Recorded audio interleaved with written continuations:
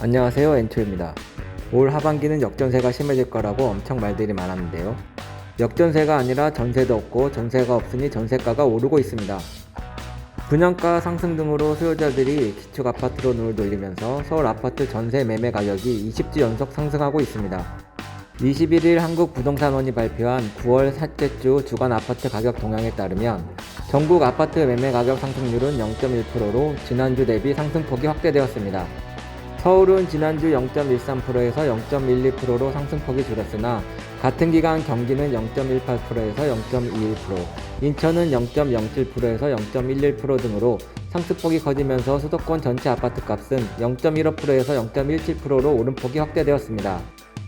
전세 가격은 매매 가격보다 더 큰 폭으로 뛰었는데요. 전국 아파트 전세 가격은 이번 주 0.13% 올라 전주 대비 상승폭을 키웠습니다.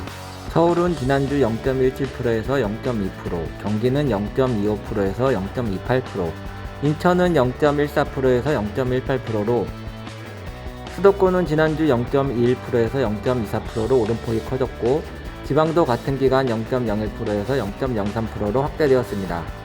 하반기 역전세난이 가장 우려되었던 서울 반포 전세값은 오히려 오르고 있습니다.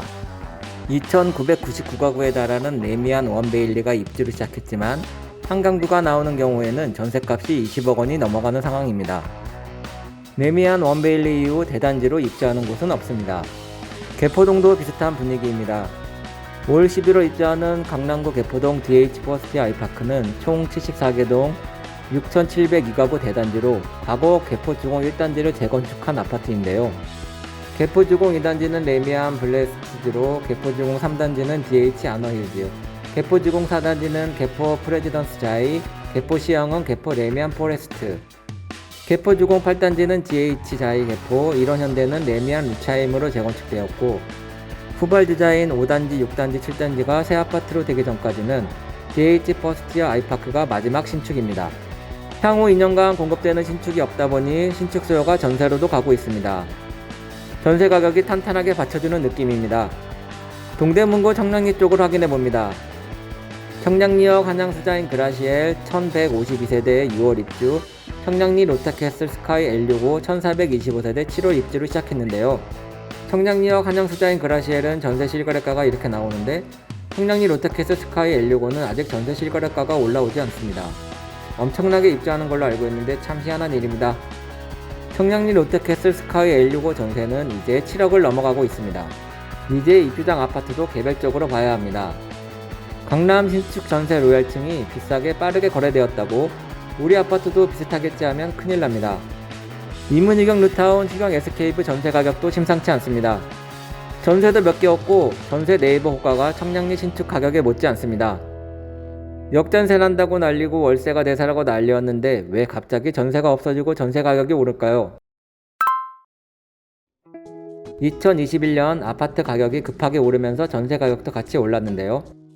그 뒤로 아파트 가격이 빠지면서 매매가 되지 않자 매도자분들이 임대로 돌렸고 이자가 가파르게 오르면서 전세 이자도 올라 월세가 대사라는 분위기가 생겼고 전세 가격도 빠지기 시작했습니다.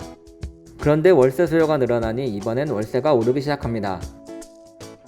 2021년 급하게 상승한 전세 가격으로 계약했던 물건들 만기인 2023년이 다가오니 당연히 많은 분들이 역전세 리스크를 이야기했는데요.